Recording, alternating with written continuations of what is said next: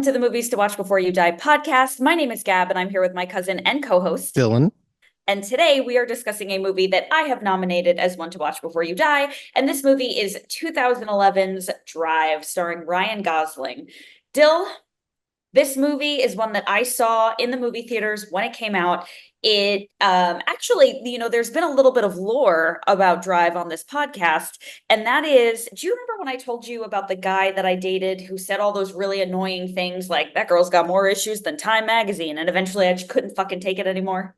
Yes, you've mentioned this a couple times. Yeah. Yes. So he is the guy that I started dating because he had a car and it was like a Pontiac or something like that, but it was like kind of a cool Pontiac, I guess. I didn't really know what a cool car was, but after seeing this movie, I was like, yes, I'd like to date a guy with a car. Oh, okay. That was all it took for you, huh? That was all it took. Yeah. He actually would play the Drive soundtrack when we would drive down the FDR. And I was like, yep, this is what my life needs. I got really into the Drive soundtrack for a little bit too, back in like It's so 2011. good. It's so good. Yeah. But If I had anyway, opened this podcast, I would have said, Gab, I'm giving you a night call to tell you how I feel about the movie Drive. damn it, you should have opened it. And it's a shame. Yeah, damn. We should mention, listener, it is Friday at 8:08 a.m. So we're really we're hanging on by a thread here. Yeah, it's much more of a morning call to tell you how I feel. Yeah, honestly. So Dill, why don't you tell the nice people listening at home what this movie is about? What's this all been about? What am I working toward? You think you know everything about me, don't you? I dive at your bottom. I bloody well ought to.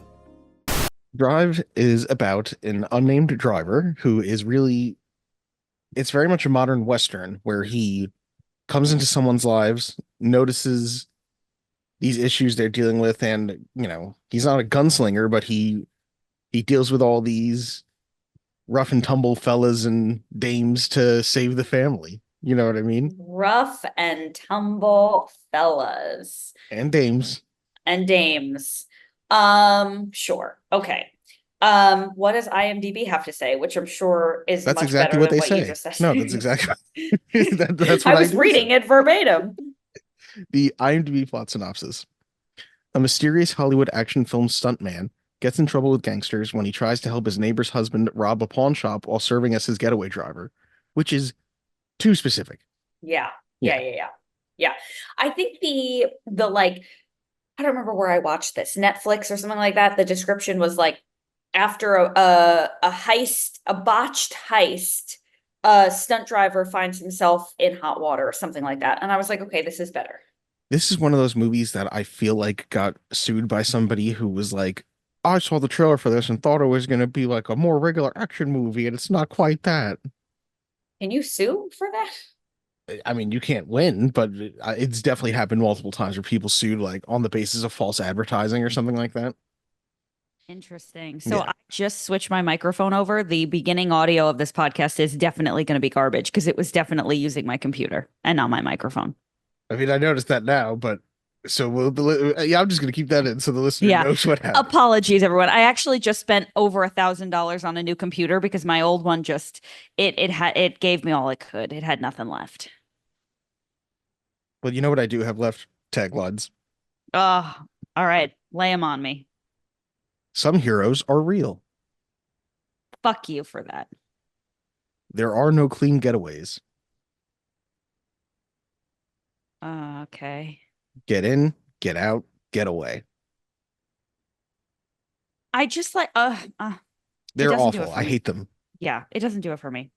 I don't think this movie needs a tagline.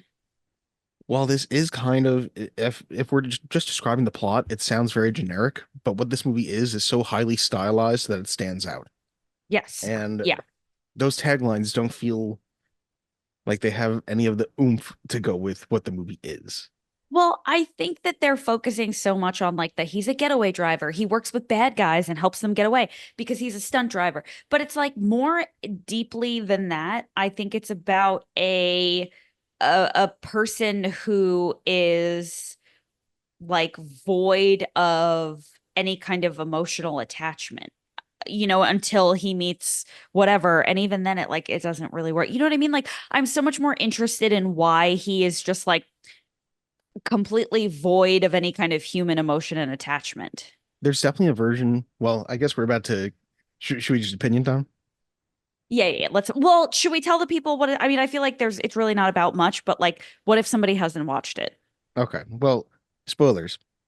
Um, the movie opens and shows us what our driver does. It's him telling these two guys who are robbing a place that they have 5 minutes. When he gets there with them, he waits for those 5 minutes no matter what, and as long as the job is done within those 5 minutes, he will get them away from the cops. And it's this example of him doing the job perfectly. And like he is, awesome in the sense of he can speed up to get away from them. He knows where to stop, to park, to, hide from the helicopters, and then he pulls into a parking garage as the sporting event is ending, and like everyone gets out like nothing ever happened, and it's like perfect. You know what I mean? So when we see him at his best, it's like, oh, this guy rocks at his job. So we're not at all surprised when we see that he is also an actual stunt driver and things like that. But what we do know is he's the strong and silent type because he speaks like 10 times in the whole freaking movie. The character who makes up for his talking is, I guess you would call him like his wrangler. Like he's the guy who arranges stunts for him and he also arranges jobs for him. It's Bryan Cranston. Shannon, was that his character's name? Yes, Shannon. Who I think I had seen in an interview that Bryan Cranston was like, I don't think had said something about his character wasn't supposed to talk this much. But when when Ryan Gosling decided his character would talk so little, Bryan Cranston was like, this guy would definitely do more talking to make up for how little talking he does. Yeah, for sure. Which is interesting because Ryan Gosling just got to decide, hey, I'm just not going to talk. I mean, I guess that's an acting choice, but also like, I think it was a him and the director choice. Like, obviously, I don't think he just wholesale was like, I'm not talking in this scene. I won't do it. But yeah, it's, the two of them have aspirations of becoming more than stunt drivers in the sense that I think they want to end up in like stock car racing and NASCAR driving. Yeah. Because they purchase a NASCAR car and they're trying to sell it to these gangsters and have them fund it. And Ryan Gosling is going to drive it. Yes. Bernie Rose, played by Albert Brooks, is, would you call him a mobster or just like he's some kind of very organized criminal? Yeah, I would say he's a mobster. Who used to be a movie pizza producer. joint. Yeah. Well, he doesn't own the pizza joint. Nino, played by Ron Perlman, owns the pizza joint, who is like, oh yeah, another mobster that he works with. I don't know. Ron Perlman and Albert Brooks are both guys who, Ron Perlman can be an intimidating presence. He's a big guy with like that very deep voice. Albert Brooks in general is not known for being like intimidating. He's known for, he does like a lot of comedy. He's been in The Simpsons like many times.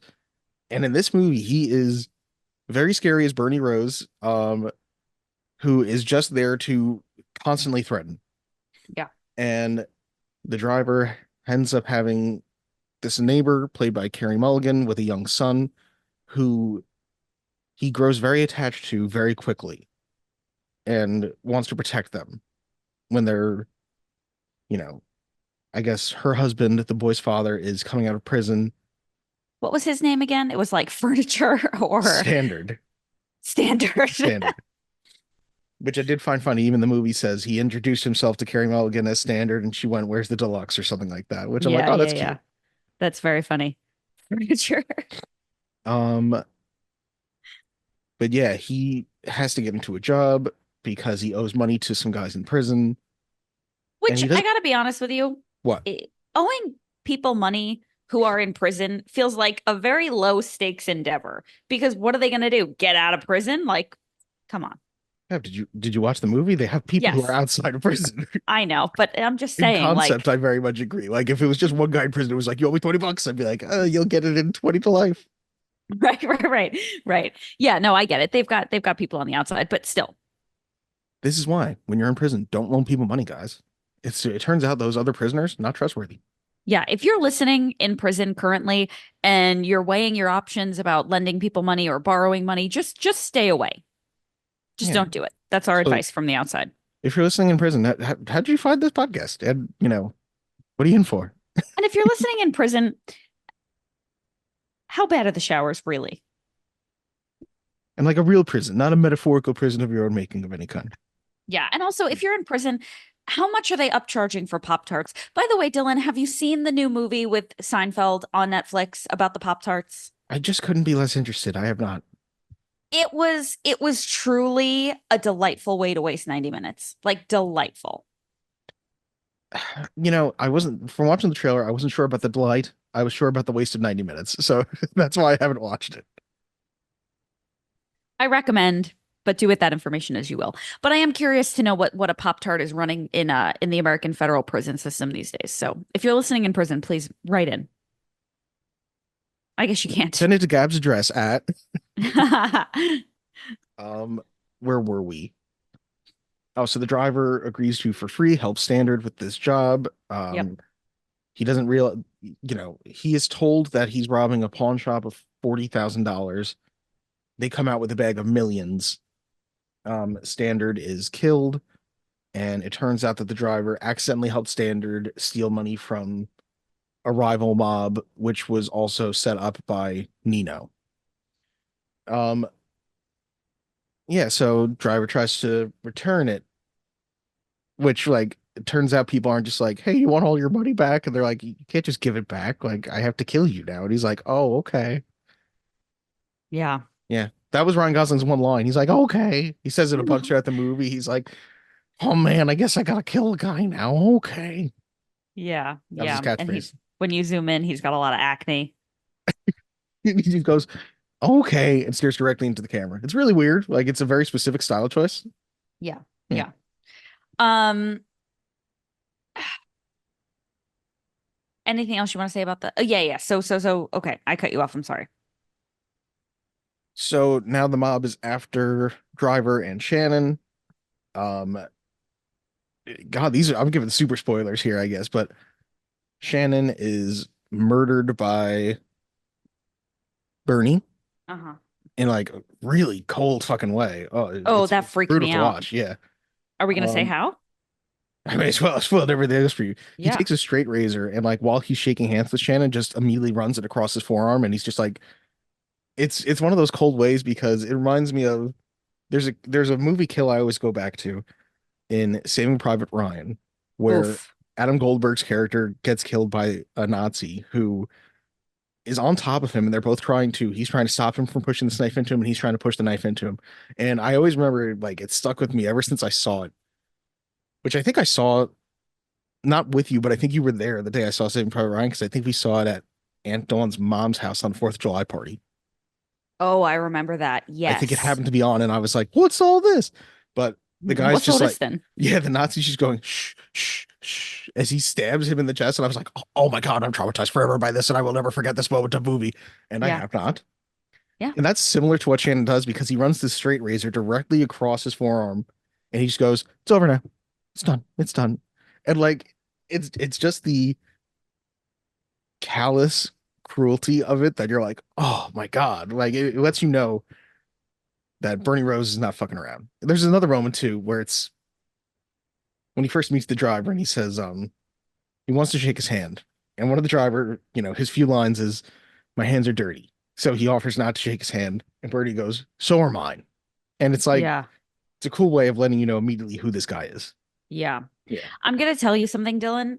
I don't recall that moment where he slits his wrist. If seeing it for the first time in the movie theaters, but when I watched it recently, I was like, okay, so new fear unlocked.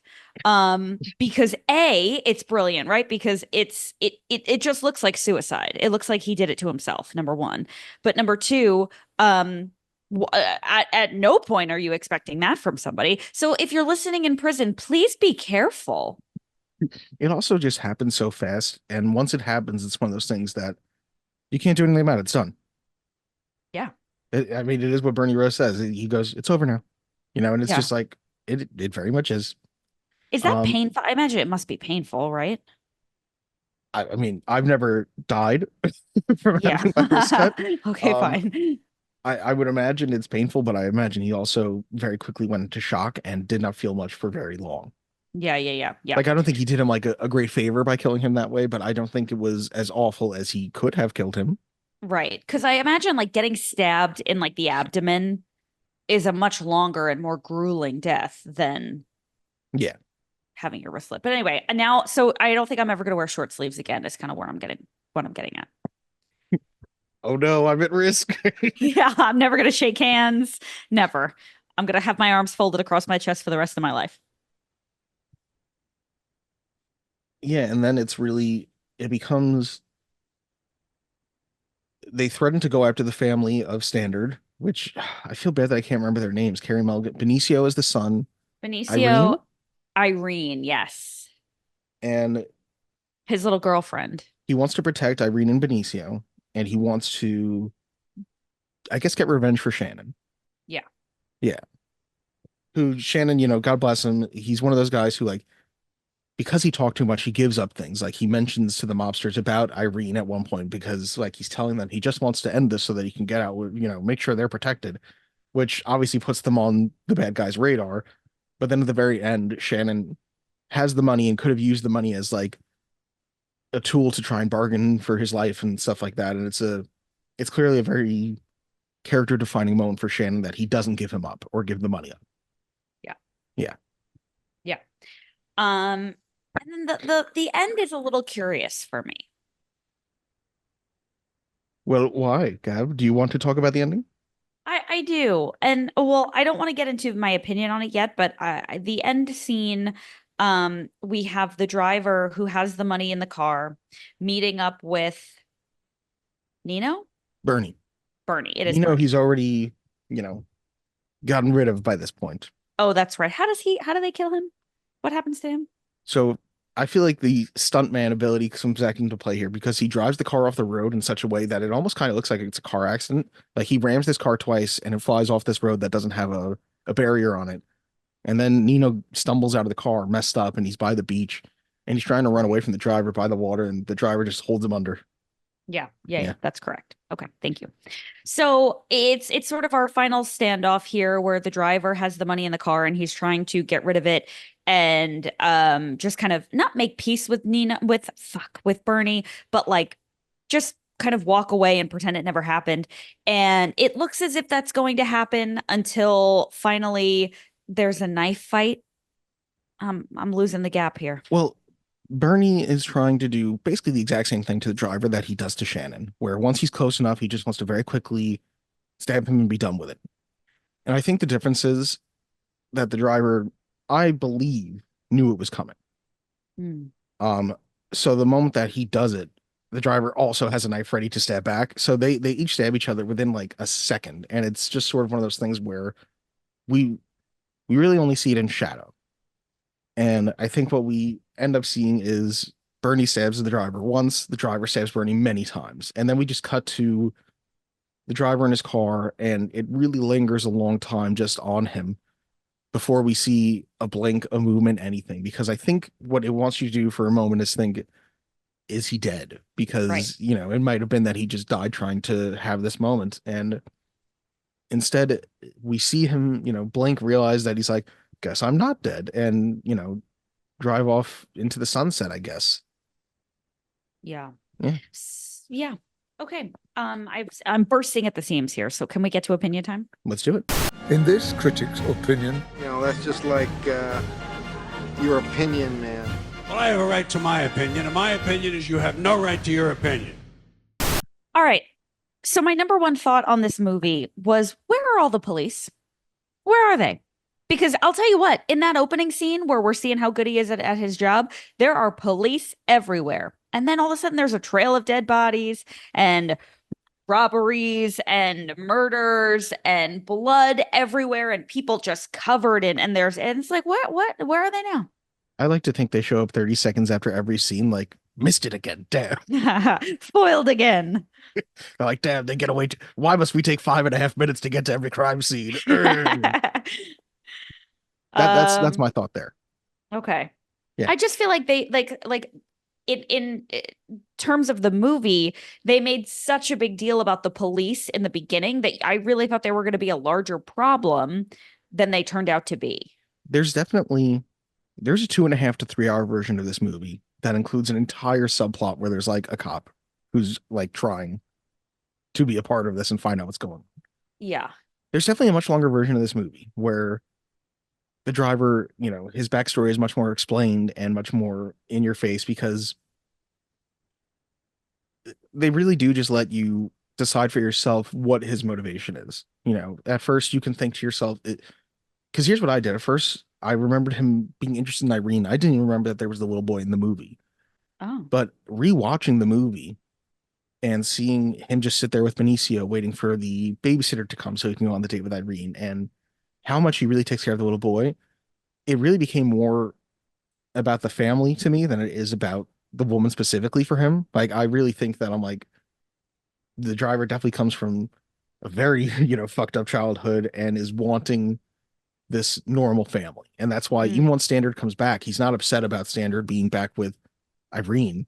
It really is a terrible name, Standard, but Yeah. he's not upset about him being back with Irene. I think the only thing he's upset about is the possibility of that family being messed up when he sees Standards in trouble. And that's why he just Yeah. wants to help him.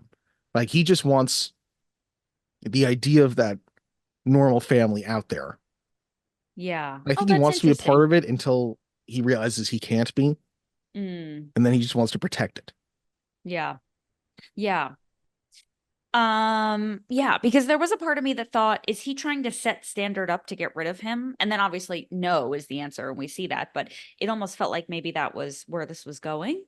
I also feel like I remembered Standard being much more cliche. Like, my memory of when I first saw this movie, probably in 2011, 2012, was that Standard was a bad guy. Like, I remembered Standard, like, I thought it was like he was terrible to Irene, or he was abusive, or something like Yeah, that to the yeah, boy or something. same. And it's like, he actually seems like he's and they straddle the line a bit where he seems like he could be a total piece of shit, but he's really not at all. Like, you're like, oh, Yeah. you're not a bad guy. You just owe money to people in prison. And they have, unfortunately, we realized it's that situation where they have people outside of prison. So you have to repay them. Right, Yeah. right. See, I think they straddle the line really well because when they talk about the backstory with Irene and Standard, it's very clear that like she was way too young for him and he got her pregnant and it was sort of like a well, I'm stuck now kind of thing. Um and they tried to make it work and then he went to prison and obviously she's like talking to Ryan Gosling in a way that is like, I'm not necessarily sold on Standard, and then he gets out and it's like, oh well, I'm stuck again. So you kind of feel that like maybe Irene doesn't necessarily feel like she has a choice once Standard is back in the picture. And you don't really get the feeling that she was all that devastated when he died. um so I think they did a good job with that. Oscar Isaac. Yeah, like who'd have Yeah. Was thought? this before he was big, I guess? Yeah. Because that is a tiny part for him. It's Yeah. also, Yeah. Yeah. what's her face in a tiny part? Christina Hendricks. Yeah. Yeah. Who was really already huge from Mad Men. Did you watch Mad Men? I didn't. It was good until it wasn't. Fair enough. You ever watch those shows where it's 60 minutes and you're watching and you're like, nothing is really happening. But at the end of the episode, you're like, well, I have to watch another, even though it's like big picture things are happening, but there was nothing exciting in an episode, you know? Yes, and I feel like that can only be done if the show is really good, where it's like you Yeah. can show me nothing and I'm like, oh man, what a great nothing that was, though. Yes. Did you watch Ozark? No, I've heard that's really good too. Yeah, I feel the same way about Ozark, where like in an episode, nothing happens, but I'm like, I have to see more. That also feels like Succession, where in Succession there could be an episode where it had nothing to do with, the main story or anything, and you're just like, oh shit, but what's that gonna mean? Oh my God. Yeah, yeah. I never My little watched depressed business Succession. babies, what are they gonna do? Um, did you watch Breaking Bad? Of course. Okay, good. Yeah. Corey hasn't seen it and it's like on the list of we have to do this, but God, you gotta be mentally prepared for that, I feel. It's not a fun rewatch to commit to, yeah. No, yeah. And like he's never seen it. And so I'm excited because like he had never seen Game of Thrones either when we did that. And I was so excited to show him. But Game of Thrones, I feel like isn't as because it's so fantastical, it's not as like gut wrenching to watch. Like I just keep thinking about watching Jesse and April, and I'm like, oh God, all right. Yeah, I remember being very hooked into that show. Like, I think I watched the episodes as they were coming out. Oh my God, it was so good. It was so fucking good. So TBD on that. Speaking of Bryan Cranston, who is just so good in everything. Like, what the fuck? Why isn't he in more things? He should be in He should everything. be in everything. Yes. He's so good. And he's one of those actors that is so distinct. He has such a distinct voice, he has such a distinct look, and yet every time you see him, it feels like a completely different character. Well, I think the best way to think about Bryan Cranston is think about the two roles he is most famous for, which are Breaking Bad and Malcolm And in the Hal. Middle. Yep. And they could not be more different. And he is amazing at both. Yeah. Like, I don't know which performance is better. And I feel like he got all those Emmys for playing Walter White, but him as Hal is so fucking good. Like, anytime I watch Malcolm in the Middle, I am cracking up at Hal. I love Hal. He's amazing. He's amazing. And he was great in this too. It just, great different. Yeah. You know what scene I feel like we should specifically highlight? Oh, please. What? Okay.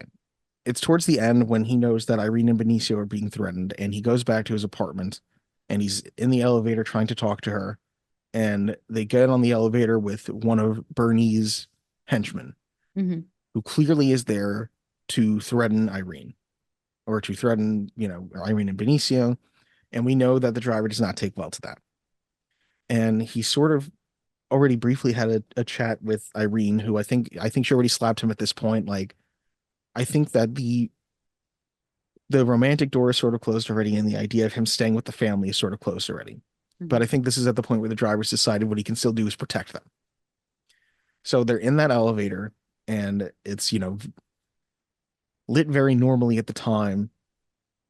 And then once the door closes and they're in there with the henchmen, there's this moment where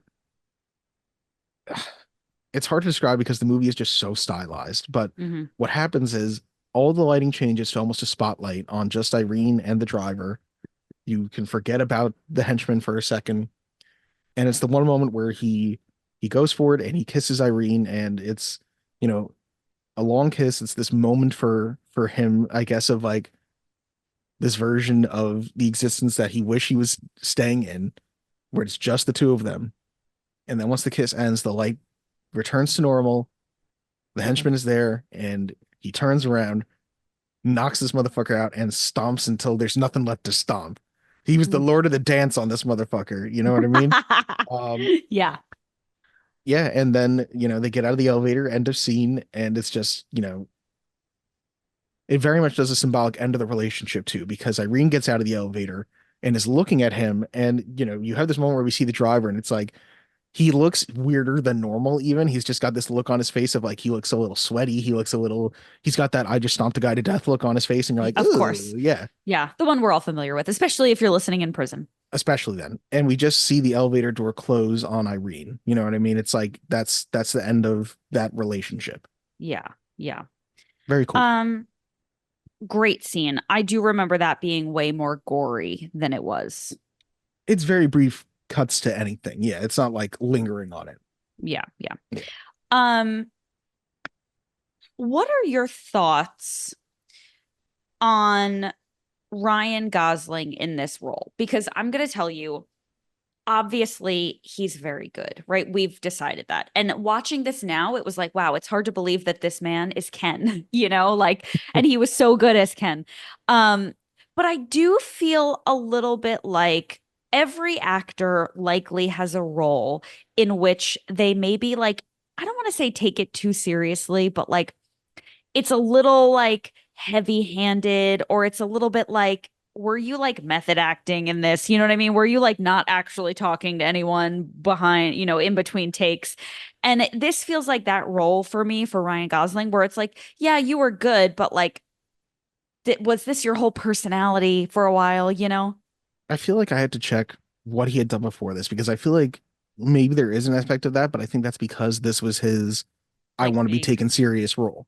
That could like, be it. I know before this he's doing stuff like, The Notebook is the thing that because when I first knew Ryan Gosling, it was from that, not having actually even seen it either. And I was just like, oh, Ryan Gosling, that's the Notebook guy. Like, have you seen it today? I have. Do you like it? I don't like it, but did it make me cry when I watched it with my wife? Yes, it did. That's fair. And you know what? That's fair. And that's fair not because of the movie, but because of the bookend of the movie. There's that you don't have to cry about Noah and Allie. I mean, I guess technically you, but you know what I mean. I give you that.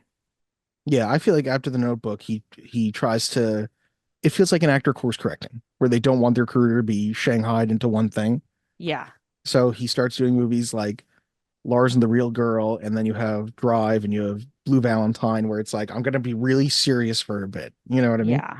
I didn't see Blue Valentine, mainly because after seeing Drive, I was like, okay, yeah, we get it. But then I think I had this opinion of Ryan Gosling that he was like trying to be some like serious actor. And I was like, oh God, can you just be hot? Like, I can think you he wanted not? to course correct that too. That's why he goes into Crazy Stupid Love after these Right. things. Crazy Stupid Love is where I fell in love with him. I was like, this guy is awesome. I feel like I started to like him, but the moment I knew that I was like, oh, this guy fucking rocks was The Nice Guys. That's when I was like, oh my God, this guy can just kind of do anything, can't he? Because we watched it already, but I just find he is so good in that movie to me. He's good in that movie. He's good in everything. He really is. It's fucking, it's crazy. Yeah. Gosling for president.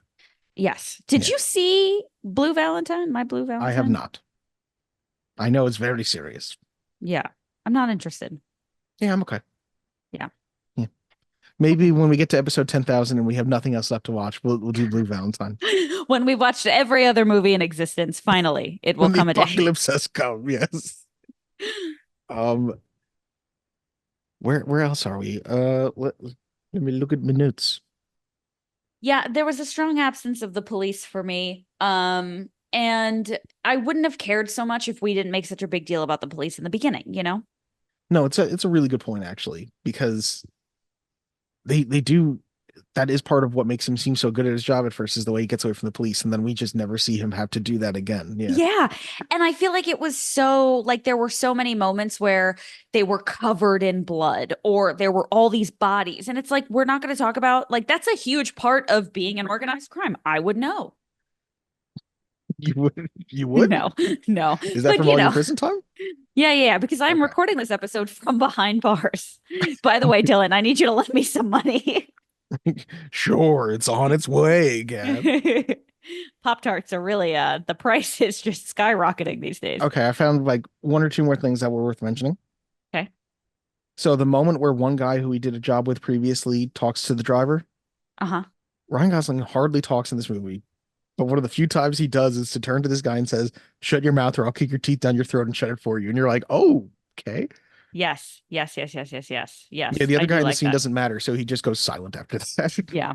Yeah.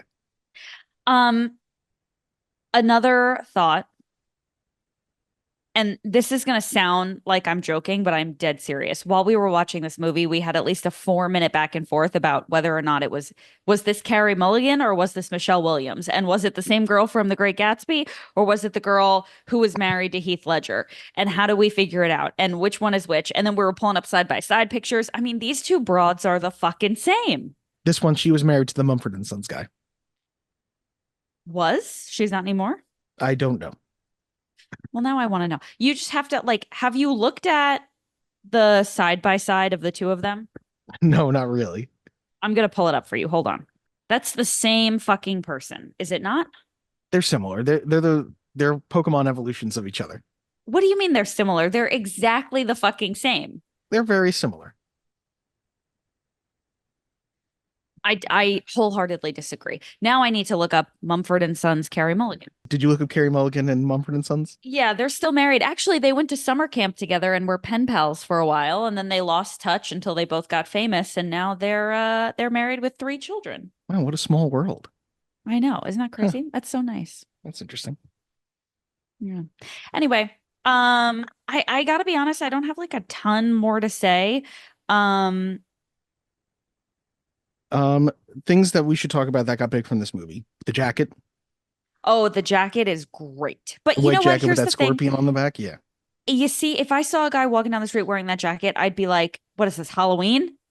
You can't pull that jacket off outside of the movie or outside of, if you want to do the driver for Halloween, yes. Which I do think they make like the actual jacket as, you can just purchase it as a real jacket now, but it's Yeah. like, you're not that guy. You know what You I would mean? just look You like can't such pull a that off. fucking loser. Yeah. Yes, you're not Ryan Gosling. Don't wear the drive jacket. Yeah. Halloween, go for it. Yes. I feel like it's an Absolutely. easy to pull off Halloween thing. Mess your hair up a little bit, wear the driver jacket, and just don't say a fucking word.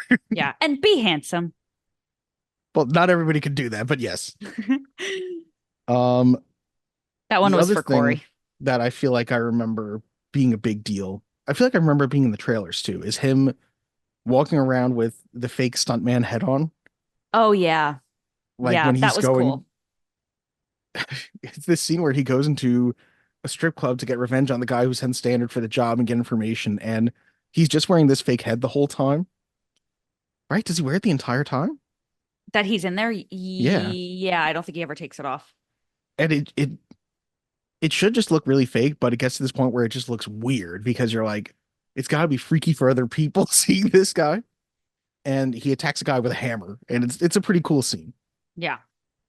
But you know what I didn't like about that scene? All the What? strippers who were sitting there with their tits out weren't even scared. Like I would have been like, what the fuck? You know what I mean? They were just like bored. Back room of the strip club, I feel like they've probably seen greater violence than that by weirder people. I guess, but like you're not even gonna be like, we should go to the next room. Like I'd be like, excuse me, I'm going to go use the toilet. You know what I mean? Like they were just sitting there like, so when's the food getting here? I kind of like that. I kind of feel like they're like, oh, it's the 8 o'clock fight, huh? Tonight's murder starts a little early. Excuse me, I'm gonna go take a shit during this. Yeah, well, that's you tiptoeing around. That would be, I'd be like, Mr. Gosling, sir, Mr. Weird Stuntman. Can I go to the bathroom and be like, okay. Okay, sure. Yeah, no, I find it, I don't think I ever thought about that, like that they should run away. But again, I do think that would be like a very obvious version of this too, where he comes in there and like they all run away, you know what I mean? And he lets them all run away because he's a good man. And the movie doesn't make such an emphasis on him being like a great person. Like he's not like your ideal movie hero where he's protecting everyone. We see him smack a woman around, you know what I mean? Uh-huh. But he does it in that moment because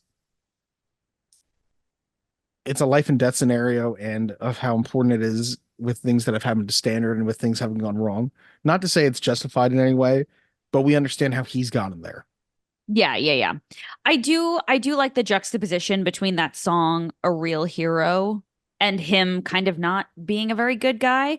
And I like it on multiple levels, right? Because we don't get to know him well enough to know if he's actually a good guy, but then we also see him do some really sketchy shit. But also we see him want to protect this family, but like for what fucking reason? You know what I mean? Like it's very, I think there are so many people out there that do bad things, but they have this one thing that they care about and they think that that makes it enough that all the crappy shit they do is like okay. And ethically, like no, it's not, right? Like you're not a good person. But we love kind of like forgiving those things or like hearing those stories where it's like, yeah, I killed 6 guys, but it was to protect this one person. And it's like that whole, would you, you know, would you, what's the like ethical conversation? Would you run over a bunch of innocent Like pedestrians to save one person? the train dilemma or whatever it is. Yeah. Yeah, where it's like you're controlling the track and it's like you can run over 5 people you don't know or one person you do know. Like you have to pick one. Yeah. It's like that. Thank you. I don't know. Like, I think my biggest qualm with this movie, because obviously you remember it probably in a more forgiving and better light than you experience when you watch it a second time. And I was like, I just remember having a little bit more sympathy for Ryan Gosling, or like rooting for him more. And I think it was just because in 2011, I was like, oh, hot, handsome, love him. He can do no wrong. And now as an adult, I'm like, I don't know. I think I kind of find myself rooting for him because of the fact that he wants to be better than this, it seems like. The movie really lets you put your own thoughts on what he is and what he's doing. So it really does become like, does Ryan Gosling ever say like, I want to be better than criminal stuntman driver? No. But you can get the feeling from his times with Irene, from his actions, that you put that on the character. Um, I don't remember what I was saying, Gab. I've lost the plot. Let me ask you a question. Yes. The end of the movie, he has been stabbed in the guts. Mhm. He's driving. He's in LA. He's driving on the freeway. Is he going to a hospital? Or is he just going to pull into a parking lot and die in the car? He's going to the nearest veterinarian who can force to stitch him up. I don't know. Like it- that, it takes me back to the police dilemma where it's like he's going to go to the hospital and they're going to be like, what happened? And he's going to be like, I don't know. I don't think it really, like, of course it matters, like if he's, if he's gonna live or die, but have you ever seen the movie Shane? No, but I know it's like a cowboy movie. Yeah, it's an old cowboy western, and like it's very similar to this, where at the very end he kills a bunch of people to protect his family, and he gets shot and injured too, but it's him like riding off into the sunset at the very end of the movie as the little boy just goes, Shane, come back, Shane. My dad Shane." used to say that all the time, and I was like, shut up. I feel like my mom used to say that all the time, or my grandma used to say that all the time. Like that's why I know that. You know what I mean? Yeah, same. And I feel like that this is very much a modernized Western. I do think it is. He's that strong, silent gunslinger character who comes in to save the family and doesn't do a perfect job of it, but by the end, Irene and Benicio are safe. Yeah. What do you think happens to them? Once again, in my memory, I thought he somehow got them this money, Mm, but I really don't think he does. So I think that their lives sort of just go on. Like I feel like eventually she's in therapy, like, that was a weird week. you don't think she packs him up and they leave and go to another state? They probably leave and go somewhere else, but they kind of don't have to by this point. Like everyone Yeah. involved is kind of dead, so it's sort of just like for them, it really was just like, wow, what do we call? Yeah. Yeah, that's fair. I don't really love the end of this movie because I do want to know if he lives or dies. And I understand that it's like, that's not the point. Like, it's up to interpretation. But like, what the fuck? You That's know? like, we watched Inside Out 2, and can I spoil the very end of Inside Out 2 for you? Please. Okay, so she's at like a hockey camp the whole time, deciding, you know, does she hang out with her friends who are going to a different school? Does she hang out with the hockey team at her high school that she's going to that she wants to look up to? And, she really wants to make the hockey team. And, she's got all this anxiety about making the hockey team. And at the very end, they're announcing who made the hockey team. And it ends with her seeing the list, and it just like cuts to black. She's like smiling and it cuts to black. And I get that it didn't matter by that point. And what mattered is that she's like an emotionally complete Riley. But I looked at my friend Steve immediately after, and I went, so did she make the goddamn hockey team or not? Yeah. That's the thing. I don't like when movies make a really big deal about one instance and then they're like, but we don't need to tell you. It's like, what are you, too fucking lazy to decide?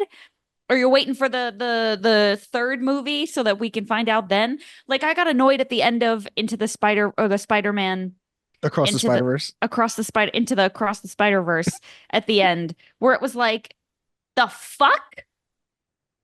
Well, there's a moment in Inside Out 2 also where they've made it to the back of the mine to request Riley's to get Riley's truest sense of self back. Ignore these things I'm saying. It doesn't matter. But the mission has kind of failed. And the five emotions who are back there are like, what do we do now, Joy? And like Joy is like clearly doesn't know what to do.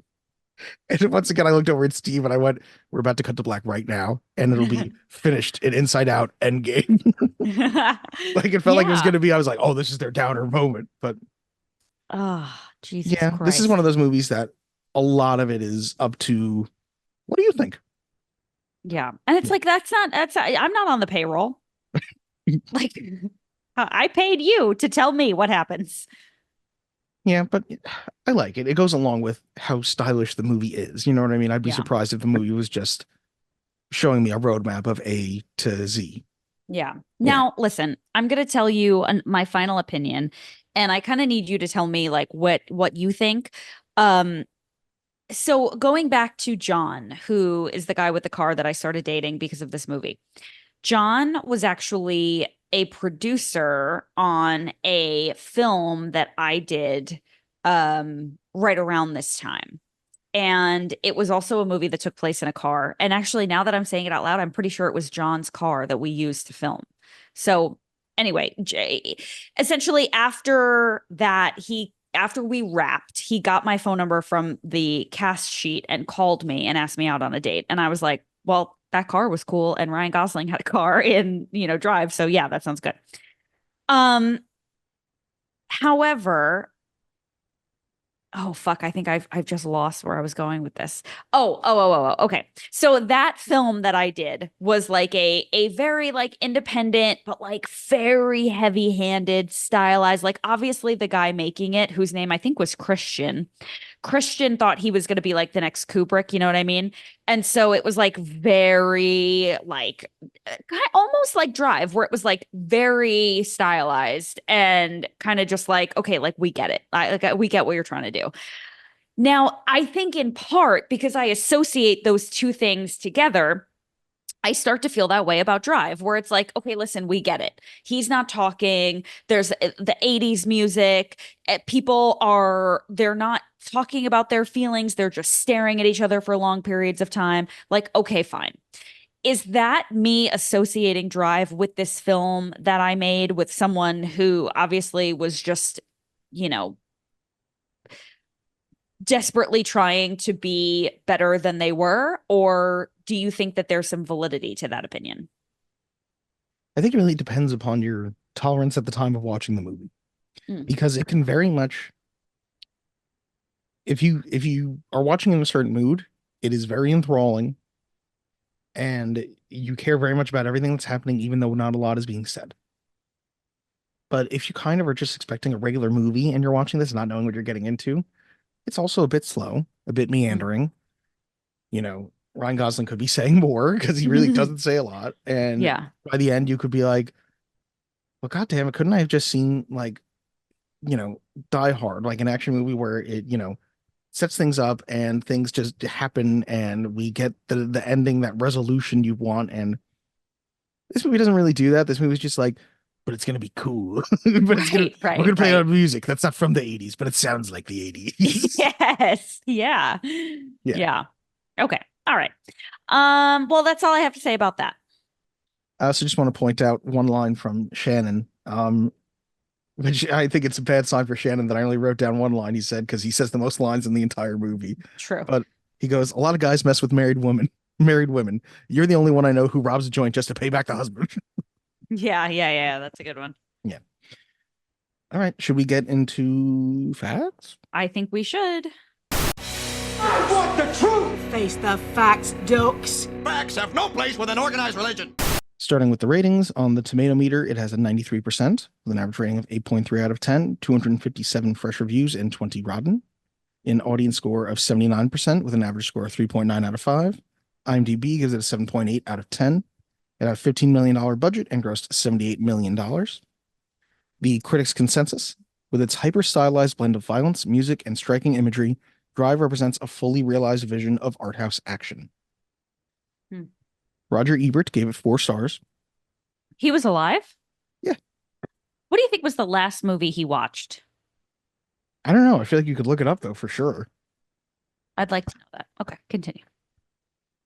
Here is still another illustration of the old Hollywood noir principle that a movie lives its life not through its hero, but within its shadows, which sounds cool. Chris Stuckman, I'll never forget the first time I saw Drive. I've since never been able to replicate the experience. Gonna have trouble with the name. Sukde Sandhu from the Daily Telegraph. Drive is a masterpiece of surface over depth. Catnip for anyone who thinks cinema is for the eye rather than the brain or heart. Which I feel like if I had watched this movie in a bad mood, I could feel the same way, because there is a lot that is like, this movie is sometimes more about the look and the feel than what's happening underneath it. Yes, agreed. Yeah. Last one, Leonard Maltin. For me, Drive is all attitude, punctuated by unpleasant bursts of violence. If that's what passes for cutting-edge filmmaking or storytelling, we're in trouble. Okay.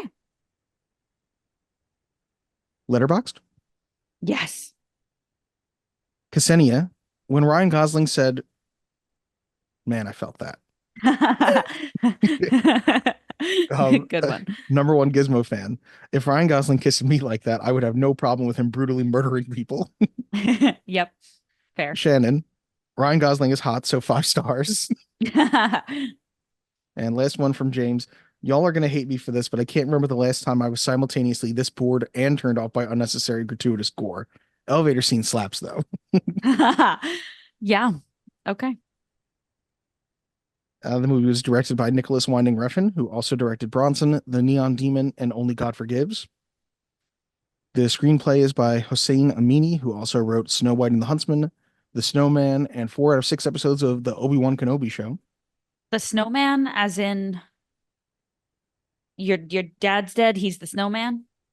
No, that's Jack Frost. No. Sorry. Wait, I wish that was the title now so bad. Your dad's dead, he's the snowman. That's what Corey and I every year we go on rampages where we go, Merry Christmas, your husband's dead. Which is essentially the plot of that movie. I've never seen that movie and I couldn't be less inclined to. But Me neither. You know what movie I would watch? Your dad's dead, he's the snowman. Yep. Yeah. Sorry. All right. Oh my What's God. the snowman? It's a very shitty movie. It's like a murder mystery with what's his face? The guy who was Magneto. Not the Ian McKellen one, the other one. Fuck Come if on. I know.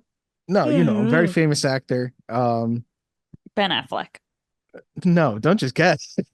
I keep George thinking Michael Clooney. Shannon, but he's not Michael Shannon. He was in Inglourious Bastards. He was in Brad Pitt. No, stop it. Christoph Waltz. You're not even trying. Yes, I am. You said Inglorious Bastards. Oh my God, it's The killing Bear me. Jew. It's killing me. It's killing me. It's very Adrian exciting. Grenier. Frankie Muniz. Yes, Frankie Muniz. That's it. Michael Fassbender. That's it. Who is Michael Fassbender in Inglourious Bastards? Was he a Nazi? He's the guy who he's helping them out. He's part of the British Army, and he holds up 3 instead of 3. Oh, yes. Yes, Gets yes, them yes, found yes, out? yes, yes, Yeah. yes. Thank you. Which for Gab, I was doing the hand signals, but if you're just listening, you're like, what? 3 instead of 3. Yeah, but you should watch Inglourious Bastards if you haven't seen it. Yeah, we should do that one. It's probably on one of our lists, I would assume. Yeah. It's definitely on mine. Okay. Okay. The movie stars Ryan Gosling as the driver, who you may know from The Nice Guys, Blade Runner 2049, Barbie, and The Fall Guy. Carey Mulligan as Irene, who you may know from Saltburn, Promising Young Woman, or The Great Gatsby. Did you Ryan- watch Saltburn? No, not really interested. Me neither. As in I didn't watch it. Everybody was talking about it in a way that made me feel like I wouldn't like it, but now I'm curious about why I wouldn't like it. Well, that's also everything I heard made me also feel like I was like, this doesn't sound like a movie I want to watch. No, thank you. Yeah, it sounds like Yeah. it's going to make me feel uncomfortable. I'm okay. Yeah, agreed. Bryan Cranston as Shannon, who you may know from Malcolm in the Middle, Breaking Bad, and the 2014 Godzilla, where we all wished he was in it more. Albert Brooks. All of us. Every single person. Yeah. Albert Brooks is Bernie Rose, who you may know from Finding Nemo, The In-Laws, and many episodes of The Simpsons, Who particularly was as he Hank in Finding Scorpio. Nemo? He's the dad. He's the main character. Marlin. Yeah. And Nemo is the main character. No, he's not. You can't be missing for most of the movie and be the main character. We know where he is. They're finding him. Okay. Nemo's lost. Dad's the main character. That's the title of the movie. Good one. And also the movie has Oscar Isaac, Christina Hendricks, and Ron Perlman in smaller roles. It was nominated for an Academy Award for Best Sound Editing. That What was sucks. that? Best sound editing? Like, come Yeah. on. I mean, that's great for the sound editor, but like, It sounded great. yeah. Some fun facts. Supposedly, it was going to be a higher budget movie at one point, and Ryan Gosling was not going to be the star. It was going to be Hugh Jackman. Ugh. I don't think that he can do like the much more nuanced version of this character. Like, I feel like Yeah. he'd do a much better job at like the real hero version of this character, though. Yeah. If the driver were singing and tap dancing, Hugh Jackman would be perfect. Oh, you know what? I'd love it. Yeah. That man can do no wrong. We all love Hugh Jackman. Yeah, we do. Despite the driving storyline, director Nicholas Winding Refn has no interest in cars. He does not have a driver's license and has failed his driver's test 8 times. And if you Oh. failed your driver's test 8 times, It's not that you don't have an interest in cars. It's that you suck at them. Yeah, yeah. You are not allowed. Wow. How many times did it take you to get your license? One. Same. What was your score? I don't remember. I got a perfect score. That's why you remember. Yeah. Yeah, I did crash the Fantastic. driver's ed car though. I feel like you can't say I have no interest in a club that has no interest in me. Like, no. Yeah. The unusual way Ryan Gosling's driver holds the steering wheel with his thumbs crooked over the outside rather than hooked inside in a more normal grip is actually the common way stunt drivers hold the wheel to avoid broken thumbs during vehicle impacts. Interesting. Oh, the movie's tagline is the same tagline that was used for No Country for Old Men. There are no clean getaways because it's a generic tagline. Yeah, because it sucks. Yes. Although this is a quiet crime thriller, the trailers gave the impression that it was a car chase film like Fast and the Furious. One woman sued because she did not get that sort of film. Wow. No I'm sure she way lost that that stuck. suit. But Yeah. What'd she sue for? The price of a goddamn ticket? I don't know. No, she probably was emotional damage of not getting to see that movie. I don't know. That's so stupid.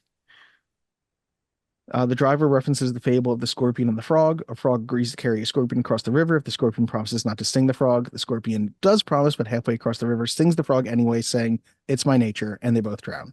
Driver can be seen as the frog of the story. He carries criminals, scorpions around in his car, but is inevitably dragged into their destructive world, stung, leading to everybody's downfall. Driver's jacket has a scorpion on the back, just as the frog carried the scorpion on its back. Wow. That's Wow. cool. Wow.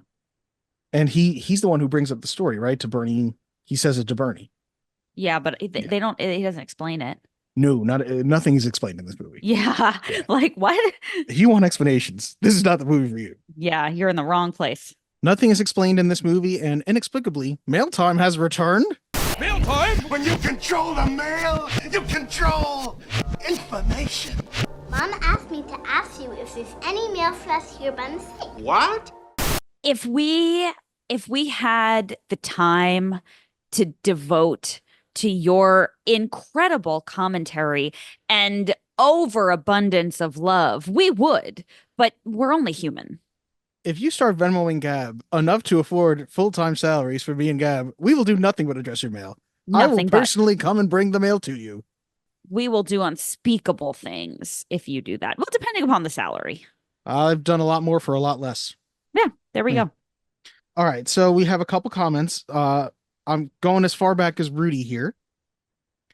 So Rudy, Lenola Cola said, in the style of Kaiser Chief's song, Ruby, Rudy, Rudy, Rudy, ah, oh. I do not know the song, but I wanted to read that. I feel like I know that song, but I don't care enough to figure that out. But anyway, I suppose that's a good reference. Ruby also always makes me think of the name Ruby makes me think of the movie The Hills Have Eyes. Have you ever seen it? One time, but not that I don't remember anything about The it. little girl's name is Ruby, so you just hear one of like the older mutant dudes always going Ruby, like Oh, just God. constantly. So if you say the name Ruby, I'm immediately thinking Ruby. Cousin Eddie from Vacation. I think in Christmas Vacation, his daughter's name is Ruby Sue. He has a different daughter in Christmas Vacation. They have different kids every movie.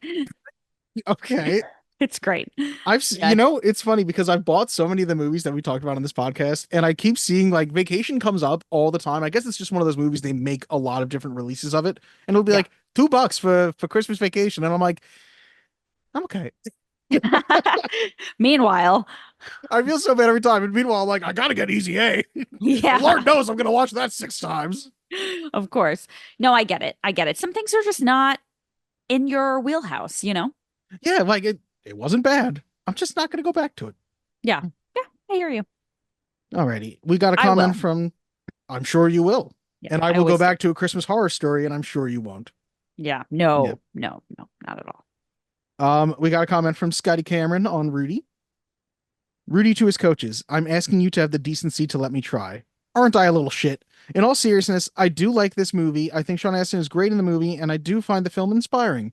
My mother loves this movie. I do feel like if you're in our age range, like you're mid 20s to mid 30s, your parents love it. Oh yeah, which is so weird because what movie do you think that would be for us when we have kids? What movie are we to be like, you have to watch this, it will change your life? I don't know. Part of me would have thought like Remember the Titans, but I don't think that's caught on like this movie did. I feel like it's got to be a sports movie still, but I can't think of a recent sports movie that has really, gone over that big. Yeah, I mean, for They try it me, all the time. yeah, they Yeah. do. I mean, they tried to make a TV show of it, right? Oh no, you're talking about movies in general. Yeah. Sports Oh movies yeah, in they general tried. like that. Like I'm thinking of The Rookie. I'm thinking of Million Dollar Arm. Yeah. Bleed for This. Like there are so many sports movies every year that it's like maybe this one will hit, and it's like no. Yeah. The thing that comes to mind for me, and this really only applies if I had a daughter, but I feel like Mean Girls is like the movie, and that's obviously not like an inspirational movie, but I feel like it's so important for young women. It's you know? definitely. I don't even think it's like. I think it's gone beyond just young women. I think it's like a generational cult classic for sure. But yeah, I didn't think of that because I'm thinking like very inspirational sports type of thing. Yeah. Yeah. Yeah, nothing is coming to mind, but we'll find it, when it happens, we'll find it Someday. someday. What else did he say here? My mother loves this movie. She owns a copy of it, and it's why she likes Sean Astin as an actor. She teaches a careers course at her middle school and shows her students this film for the course. Not sure what Rudy shows about For careers. careers? Don't give Yeah. up. Don't You give want up. if you have a career dream of As Gab going says, to annoy co- people into letting you do what you feel like. basically, yeah. I noticed it when I brought a dog to the school she was using for Toto in the Wizard of Oz musical. She is also the theater director at the middle school she teaches at. She also showed her students October Sky for that class. I don't know that movie. Do you know that movie? Vanilla Sky, that's the only one I know. Well, that's not what he wrote, so I don't think that's what Cloudy- he means. Cloudy with a Chance of Meatballs, perhaps? Sky High? No. I get what Gab is saying about it coming off as being a little pitiful how Rudy ends up on the field. I see that more than anything as being the nature of biopics in general, where it's a 2 or 3 hour movie telling a story that took place over a few years and it being condensed for the runtime of the movie. Also, it's a dramatization of the story too. It would probably help to see a documentary or read about the true story to learn more about what actually happened. Still like the movie. On YouTube, there is a full-length documentary about Rudy Rudiger. I'll tell Does you not what, go there's into only the tax stuff. oh, damn it. There's only one documentary I want to watch, Dylan, and that is The King of Kong. Actually, Corey brought it up like, what?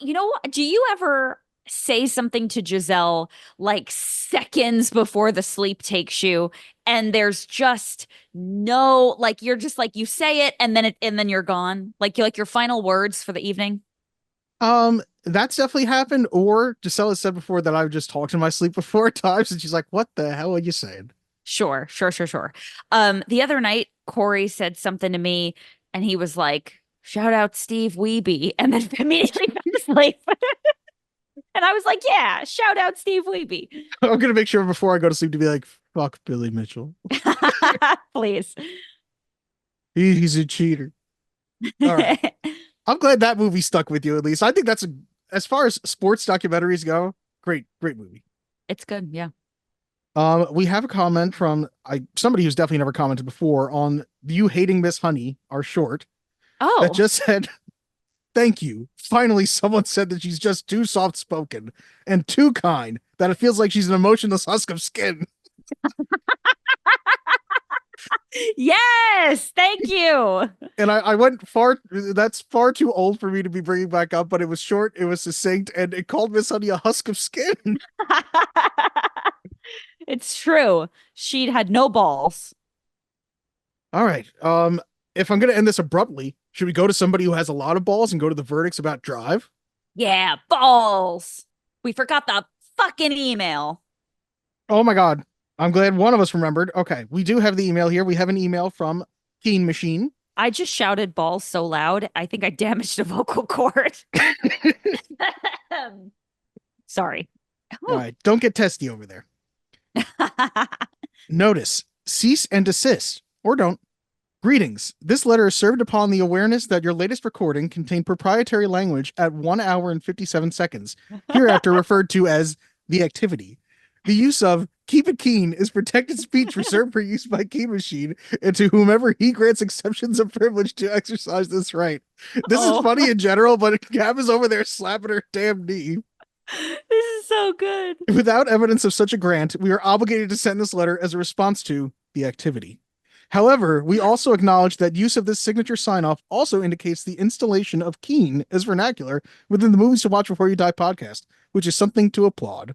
While our volunteer semi-legal team continues to decipher what actions to take, please note we accept the activity. Please note we accept the activity as a sign of endearment, not plagiarism. Until next time, keep it keen. That was fucking brilliant. Brilliant. Well played. Well played, I'm Mr. so Machine. happy. So happy. Ugh. Okay. Anyway, as we were discussing balls. Do or do not. There is no try. The guilty will be punished. Sentence is death. Well, it's my movie. And you know, Dylan, there's a huge part of me that wants to say, I enjoyed it. It was good. Ryan Gosling is fun to look at. You can have a spirited debate about whether or not it's Carey Mulligan or Michelle Williams that he seems to be obsessed with. You could talk about the name standard, but ultimately, I think if this movie starred anybody else, if this were an alternate universe where it was Hugh Jackman, I don't think I would like it as much as I do. And it's very difficult for me to decide if I'm a Ryan Gosling fan or a Drive fan, because the movie left me feeling relatively unsatisfied. I liked it more than some of the other fucking movies we have watched, but it's a tough one. I feel a little bit on the fence, but if I really had to go with my gut, God, I'm weighing the outcome of both of these. And I don't know what your verdict is, so this it could not make a difference one way or the other, but I think a movie to watch before you die has to be more than just a good movie. Like, for example, the Pop-Tart movie, A Good Way to Waste 90 Minutes. I don't think this movie is a good way to waste 90 minutes, but I don't know if it's a movie to watch before you die. I've had so much time to think about this, and yet here I am. I think if I had to like really let Jesus take the wheel here, figuratively and literally, because this was a movie about driving, I think I'm going to have to go ahead and say that it is not a movie to watch before you die. Okay. Oh, God, I'm scuffed. Oh, God, maybe I take it back. I don't know. No backsies. You know, I think I straddle the line too, but as a movie to watch before you die, I also think I should be entertained. I should see something that I don't necessarily see in every other movie in some way. And I do think that the style of this movie is so cool while having a story that I think that So cool. you can really enjoy, and having a soundtrack that will, one of these songs, A Real Hero or Night Call, will be hooked into your brain for weeks. Like Night Call became a mainstay of like my playlist for a little bit there. Same. And now when I hear it, I'm like, oh my God, this song's so annoying. But for a little bit, I was really into it. I was like, give me my scorpion jacket that I can't pull off. Yeah.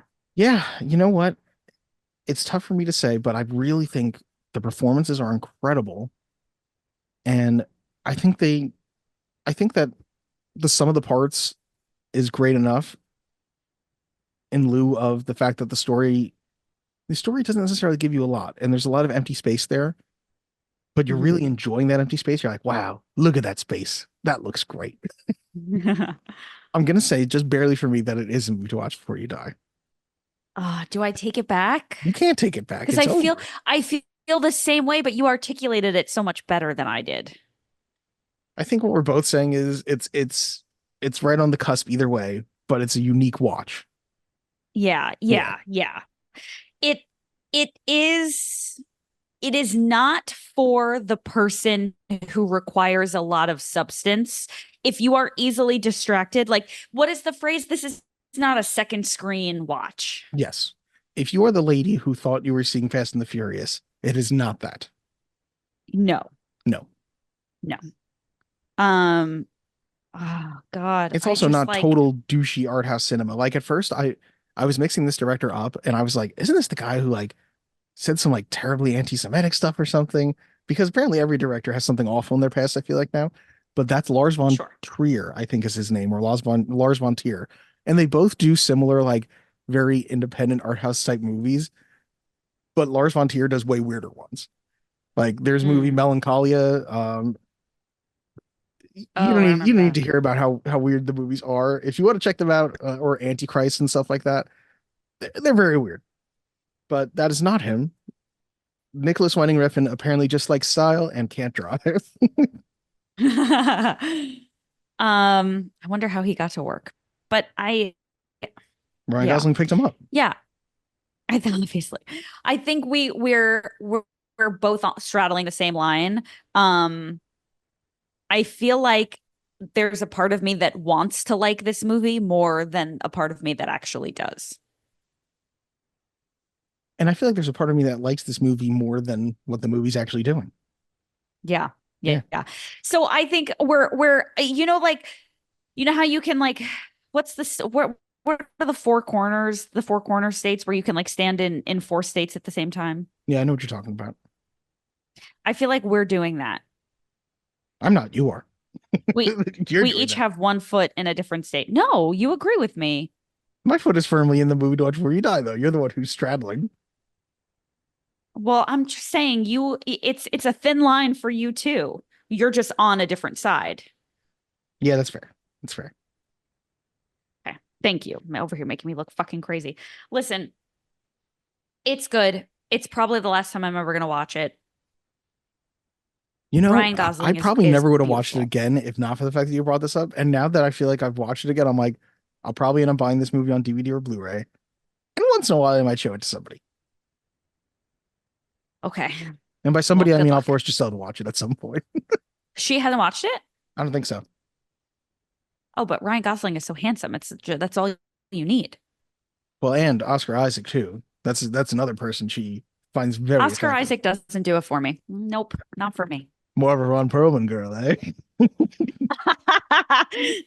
Yeah, I don't know. Oscar Isaac doesn't. He never has, and he never will. Also, I just feel like Oscar Isaac and Pedro Pascal are so similar for me, but Pedro Pascal is much more likable. I do like Pedro Pascal. You watch Game of Thrones, right? Yes. Prince Oberyn, he was a favorite for me. Prince The Oberyn. Viper, right? Yeah. Yeah, another brutal murder. Yeah, pretty bad. That could have fit in this movie, I feel like. You could see Driver doing that to somebody. Yeah. What's worse, the driver curb stomping the motherfucker in the elevator or Prince Oberyn getting his skull smashed? Kind of the same thing. I think the thumbs in the eyeballs thing makes it worse to be first, whereas the stomping, you're just... I feel like the stomping is quicker, but they're both awful. I would like, check, please. Neither of these choices for me. I'd take the wrist slitting over that. But anyway, I'm now upset. So next week we have a guest. Yes, you will be hearing in 2 weeks us talk about the 1990 children's, I don't even know if it's a children's movie, but children's cinematic adventure, Teenage Mutant Ninja Turtles. It's a little indie film that we're none all of you have very ever excited. heard of. Yes, yeah. We're really going into our artistic, taverns here. What the fuck am I trying to say? I don't know. It's our niche era. Actually, I'm it doing is this thing. technically an independent film. I believe. Yeah. But yeah, Really? yeah, I think so. Interesting. I'm trying this new thing where I don't have a lot of caffeine. You're a caffeine guy, no? Not in the mornings. I'm not a coffee drinker or anything like that. Yeah. So what do you do? Just raw dog it? I just have a very unpleasant morning every morning. Oh my God. That's so bad. And then once in a really while, if I'm overdo it with the exhausted enough caffeine. that I have a Diet Coke at like 11 a.m., somebody judges the shit out of me for it. That's how that goes. Yeah. That's terrible. That's really bad. You should just start drinking coffee. I'm like a 2 cups of coffee, 2 Celsius, and then like a really strong energy drink before a workout, and then another cup of coffee after the workout. Like I'm bad. So I'm really trying to tone it down. And I'm in the point of that period where I just feel like my brain is not working. Wait, you said 2 Celsius and then a strong energy drink. Aren't Celsius strong energy drinks? So Celsius only has the same amount of caffeine as a cup of coffee, a strong energy drink. So 200 milligrams in a Celsius, but the Reign has 300 milligrams. Jesus Christ, Gab. I feel like you're Jason Statham and Crank. If I don't have enough Basically. caffeine, I'll die. Like, Yeah. It's like right now I really feel like a moron. And in about 11 minutes, I have to start working. And people are like talking to me and I have to do math. And I'm just like, well, I feel like that's Not a good good. note to end on then. yeah. Come back next week when we all right. Come back next week when hopefully I've adapted to this limited amount of caffeine. Listen, I want to know what you think about the movie Drive. Is it douchey and obnoxious, or is it a storytelling feat? Let us know. And you can also let us know by sending an email to movies2watchbeforeyoudie@gmail.com, or you can go in the description and find our link tree for our podcasting friends at the Hall Pods Podcasting Network. You can also find our link tree, and you can find us on all the social medias and stuff and tell us what you think of Drive as well. Or you can Venmo Gab and say in the notes of that Venmo, hey, Drive is stupid, and you can request money from her too. She won't send it, but you can do it. Don't request money from me. It is a waste of your thumbs. Thank you guys so much for listening. This has been the Movies to Watch Before You Die podcast. I've been Gab. This has been Dylan. See ya. There's 100,000 streets in this city. You don't need to know the route. You give me a time and a place. I give you a 5-minute window. Anything happens in that 5 minutes and I'm yours. No matter what. Anything happens a minute either side of that and you're on your own. Do you understand?